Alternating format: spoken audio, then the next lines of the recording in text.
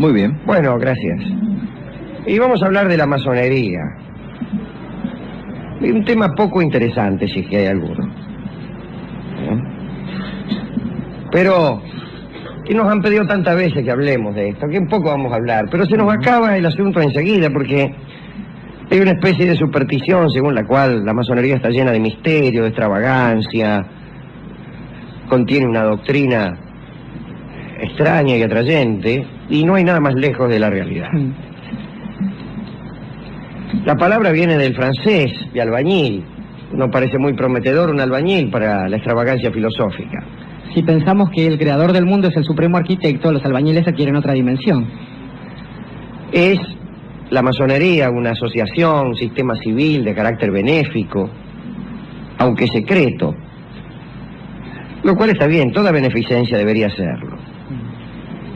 El origen puede remontarse, según los masones, a tiempos antiquísimos, pero huele a embelesco. Se lo vincula con Lamec, aquel de la Biblia, y con Hiram, el fenicio, que dicen que es el que construyó el templo de Salomón. No viene mal esto, porque era, en cierto modo, un arquitecto. Se habla también de Zoroastro, de Pitágoras, de los templarios, de los gnósticos, y en realidad se tiende a buscar en la masonería vinculación con toda cuanta secta más o menos secreta haya existido. Pero todo esto es conjetural e indica en realidad la incertidumbre de los investigadores acerca del origen cierto de la masonería. Se sabe sí que tuvo relación con la arquitectura, y entonces los propios masones tienden a vincular este origen con los constructores de las pirámides, lo cual me parece mucho decir. Con los constructores, como se ha dicho, del templo de Salomón, lo que me parece decir bastante también. Con los constructores de catedrales y con las... Sí, ahí me gusta más.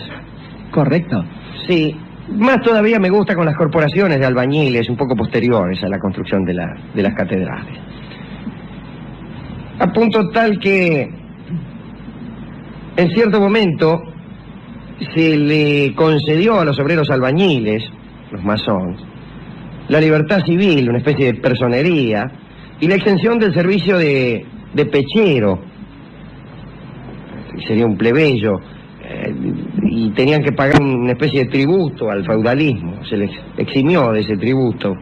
Y el término franc, como el término free, quiere decir libre. Y entonces ahí tenemos francmasonería, que no quiere decir masonería francesa, sino albañilería libre, libre de impuestos. Las tres teorías más aceptadas, sin embargo, sobre el origen son: primero, la que dice que la fundaron los templarios. Hemos hablado muchísimo acá de los templarios. Otro asunto que llama la atención más allá de lo que por ahí el tema vale, ¿no?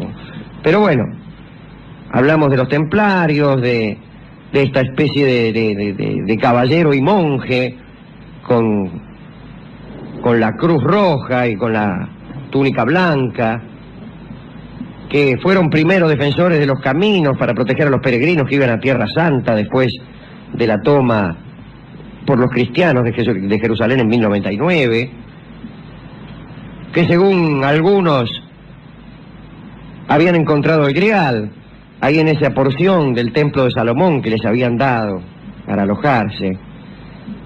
Según otros habían guardado ese Grial en el bosque de Oriente, que es un bosque que no queda en el Oriente sino en Francia. Es un bosque guarnecido de instituciones templarias, un bosque que era por lo menos entonces impenetrable. Decían que ahí estaba guardado el Grial que según algunos era la copa en la que José de Arimatea había recogido la sangre del Salvador, pero también el cáliz de la última cena.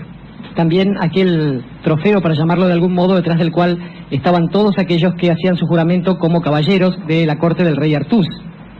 Se decía también que los templarios tenían rituales espantosos, uno de los cuales consistía en escupir la cruz. Lo acusaban a Guillermo de Ridefort uno de los maestres de haber instituido esta abominable práctica. Y bueno, de tantas cosas que se han dicho de los templarios, se ha dicho que han fundado la francmasonería. Otros dicen que fue fundada la masonería en las luchas de las clases populares ante el feudalismo, y otros sostienen que ha sido una creación del judaísmo internacional, lo cual es una tesis muy endeble. Los números simbólicos de los masones son el 3, el 5, el 7 y el 9. Y esto nada dice. Este que habla es bastante escéptico respecto a esta numerología y a este pitagorismo, la violeta, según el cual el 1 es un número sagrado porque es indivisible, el 2 lo es porque es la pareja, el 3 porque es la tríada, y el 4 porque es la tríada más la unidad, y el 5 porque es la tríada más la pareja, y el 6 porque me gusta, y el 7 porque es el de todo.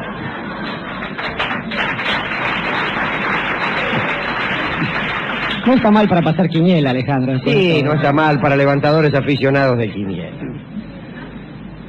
Los emblemas de la masonería son el compás, la escuadra, el martillo, la plomada y la regla, así como una cuerda anudada, pero también, y más frecuentemente, una escuadra entrelazada con un compás y con la letra G en el medio. En Inglaterra había dos clases de masones: los miembros no artesanos, los que no se dedicaban al oficio, los accepted masons, y los auténticos maestros de obras, los Freemasons. Estaban también los Jane Masons, una especie de actores. No es igual la masonería en todas partes. En Francia las logias intervienen en asuntos políticos, en América también, en Alemania no. Sí. Funciona como una especie de sociedad de socorros mutuos. En algunas partes respeta el cristianismo, en otras no, se opone fervientemente a toda religión, a toda idea sobrenatural. El iniciado no recibe la instrucción y ordenación de una vez, sino gradualmente. Y si bien hay diferentes ritos, diferentes maneras de medir esto, el más conocido es el antiguo rito escocés, que reconoce 33 grados.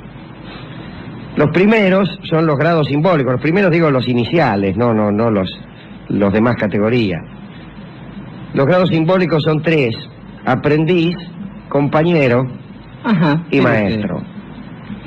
Después vienen los grados capitulares, que van del 4 al 18, y usted va ascendiendo. Es primero maestro secreto, maestro perfecto, secretario íntimo, que es casi una profesión, ¿no? Sí, sí. Preboste y juez, intendente de los edificios, maestro elegido de los 9, ilustre elegido de los 15, sublime caballero elegido, gran maestro arquitecto, del real arco, gran elegido perfecto, caballero de Oriente o de la espada, príncipe de Jerusalén, caballero de Oriente y Occidente, y el 18 es el soberano príncipe Rosacruz.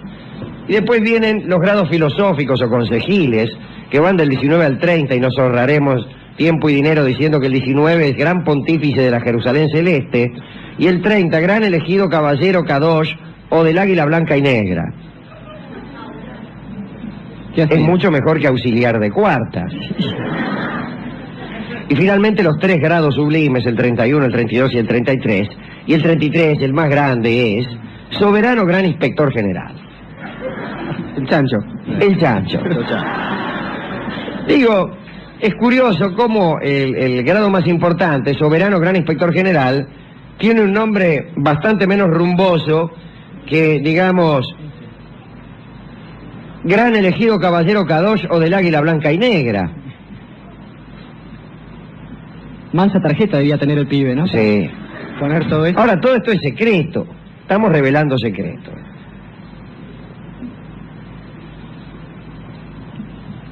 Cuando uno empieza a indagar lo que la masonería dice de sí misma, tampoco encuentra demasiado. Institución cosmopolita, cuyo objeto es la investigación de la verdad, el perfeccionamiento de la humanidad, no formula dogma alguno, postula la libertad, la tolerancia y la filantropía, amor a la verdad, estudio de las ciencias y las artes, tolerancia religiosa y racial, propende a una moral universal, no exclusivista, como dicen los masones que son las morales de las religiones, y razón tienen. Digo, las religiones, por ejemplo, utilizan términos tales como paganos e infieles para referirse a los que creen otras cosas. Combate en la masonería el fanatismo y la superstición, combate también las morbosidades nacionales y propende a crear una sola familia de hermanos, la familia universal sin nacionalidades. Esto de propender a la abolición de las nacionalidades es una idea que despierta inmediatamente un grado de simpatía en cualquier persona decente. Desde luego, quien no tenga, digamos, un fuerte prejuicio, fácilmente podrá entender que no ha hecho el Creador distintas clases de hombres. Iba a citar a Martín Fierro y me falló. De los hombres el Creador no hizo dos clases distintas. Fallada de Martín Fierro con el Moreno. También después en otro momento dice, a los blancos hizo Dios, a los mulatos San Pedro, sí, y a los negros hizo el diablo. Pero lo dice para pelear. Y bueno, pero lo dice para pelear. Dios como somos los gauchos. Pero bueno, digo, esta idea de la hermandad universal, claro que está bien. Ahora bien, si esta idea cae en manos de aquellos que menos la ejercitan, a saber, las naciones dominantes, es una idea que viene fenómeno para evitar que las naciones sojuzgadas por otras naciones se protejan. Cuando las naciones poderosas ejercen presión sobre las naciones más pequeñas o más débiles, suelen enviar sus ejércitos de ocupación en nombre de la hermandad universal, de la apertura de las fronteras. Cuando una nación se arroga, Alejandro, el derecho de determinar cuál es el bien común, empieza a jorobarse este asunto. Exactamente. Y desde luego que conviene que no existan fronteras. Aquella nación tan poderosa como para imponer sus leyes comerciales, para vender sus productos y lesionar y hacer desaparecer, digamos, por ejemplo, las industrias locales. Claro, acá se nos complica un poco la cosa,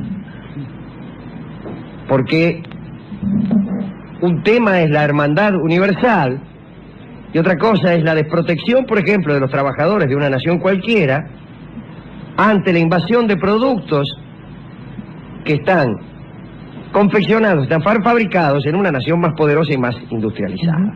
Entonces, imagínense un país pobre como cualquier país de Sudamérica en 1880. ¿Y qué más conviene a las naciones poderosas que la abolición de todo proteccionismo, de toda frontera, para que, bueno, entonces, vender allí las telas fabricadas en Manchester con unas máquinas que no hay en el Perú, mucho más baratas que las que pueden hacer los pobres obreros textiles peruanos con la mano? Incluso con más facilidad si uno se compra la lana de las ovejas que se crían en el sur de alguna región. Claro, usted le compra las pobre, ovejas, digamos, a los chilenos, por ejemplo, a 2 pesos y después le vende los pulóveres más caros. Bueno, por poner un ejemplo. Por un ejemplo cualquier. Resultado, sí, miseria en Chile.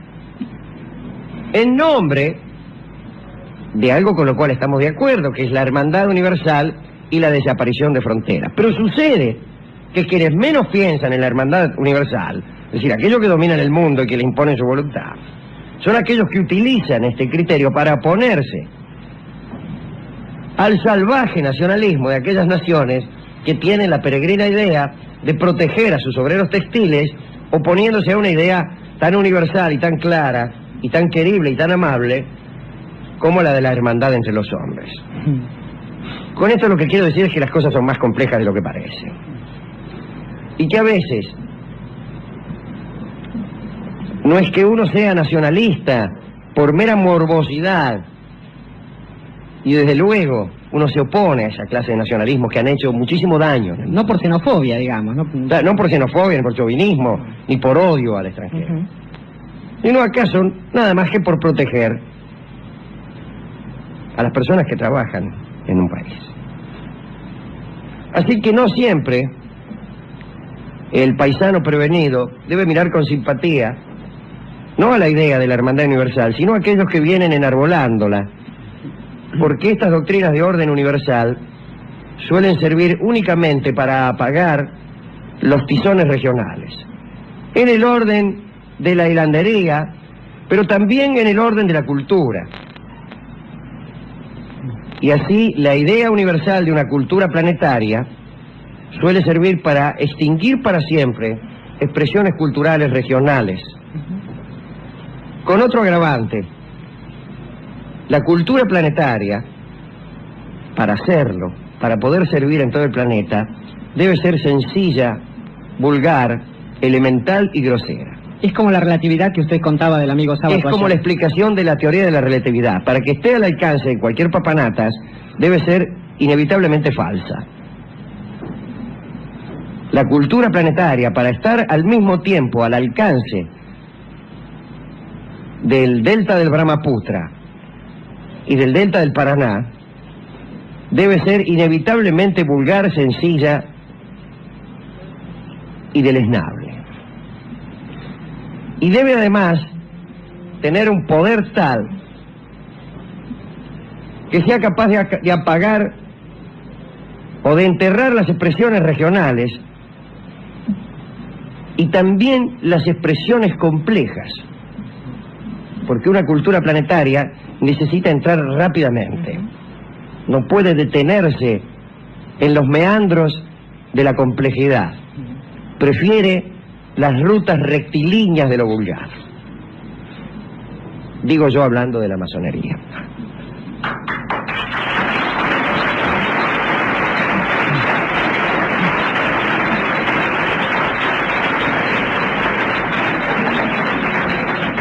Ahora muy bien,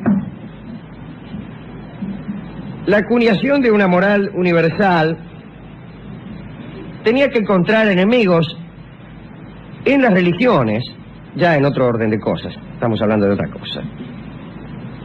Porque las religiones reclaman cada una para sí unas prerrogativas que necesitan para su propia existencia y que la acuñación de una moral universal no les puede proporcionar. Vamos, proporcionar digo, no proporcionar. Que era obvio que iba a encontrar la masonería un enemigo acérrimo en la Iglesia Católica. Y así la Iglesia condenó repetidamente a la masonería. Clemente VII en el 1738 los prohibió para siempre, los amenazó con la excomunión y equiparó a los masones con los herejes. Benedicto XIV declaró que los masones generaban la indignación de Dios y además explícitamente de Pedro y Pablo, que parece que eran los apóstoles que más se indignaban ante los masones. Pío VIII incluyó a los carbonarios, aquellos patriotas, en el asunto. León XII incluyó a las sectas universitarias. Pío IX también se expidió en contra de la masonería, a pesar de que muchos decían que él mismo era masón. Pío X en 1912, aquel que opinó acerca del tango. Sí. Fueron a bailar el tango Brian. ¿Cómo no? Ante Pío X para ver si era tan lujurioso como decía. Y esto es lo que hay. Recuerdo a Tolstoy, uno de cuyos personajes, Piotr Besukhov se llamaba, creo, corríjame.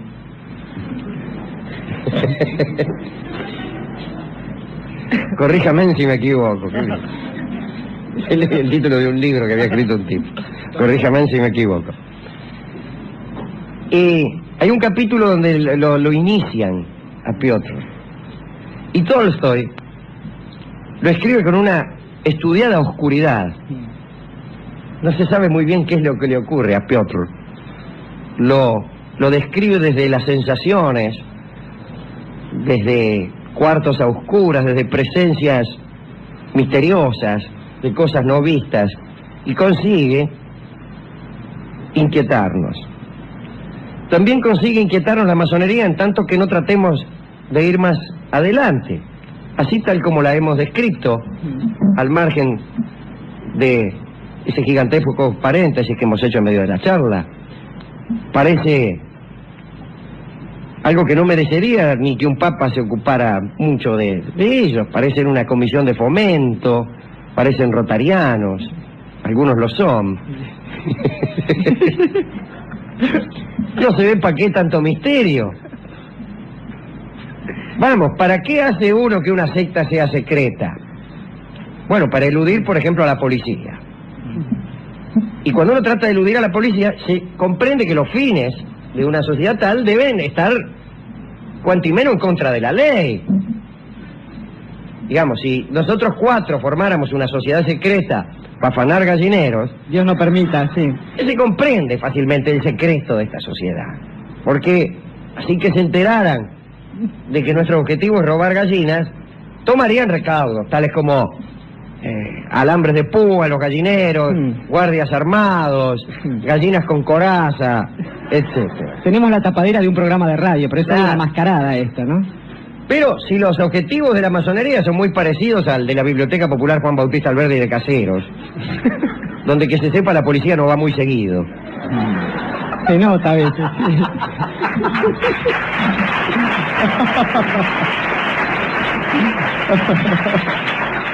Ni siquiera a título de solicitante de libros. Digo, entonces, ¿a qué tanto secreto? Y es ahí donde uno dice, pero es que no habrá otro objetivo secreto, que no se lo van a decir al primer estúpido que consulte libros para hacerse el vivo en un programa de humor.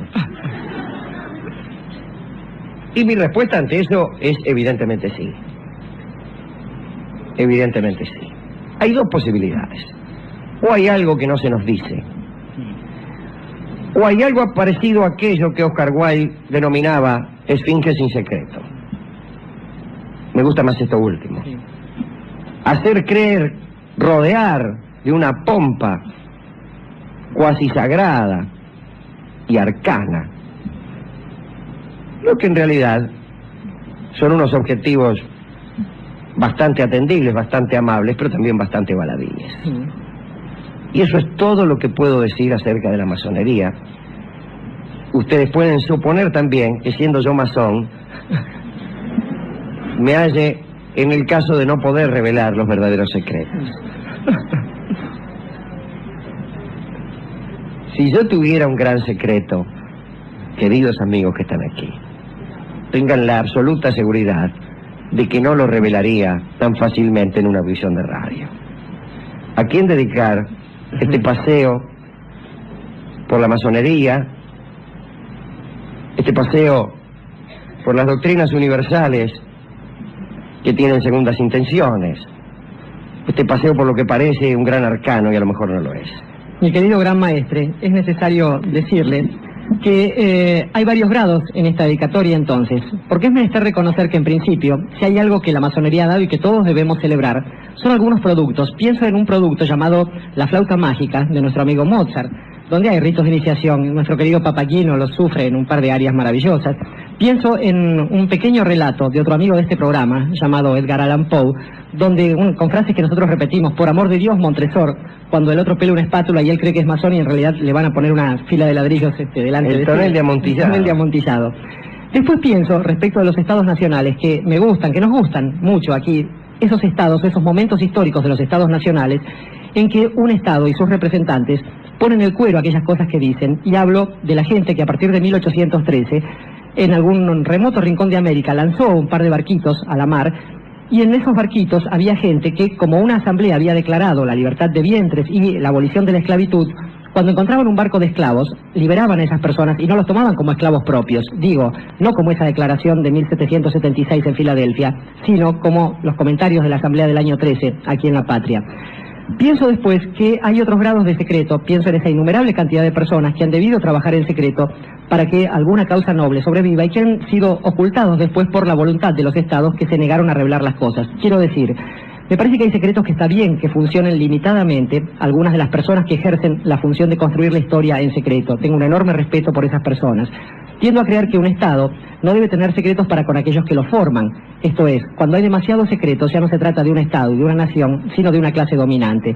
Entonces digo, mientras el secreto está solo, quiero decir en el plano del amor, en el plano escasamente noble a veces y muchas veces heroico del espionaje, vaya y pase. Si no, la voluntad de poder y el secreto son una mala junta. Para todo el resto, los que no adhieren a esa mala junta, entonces, este bloque del programa, Alejandro.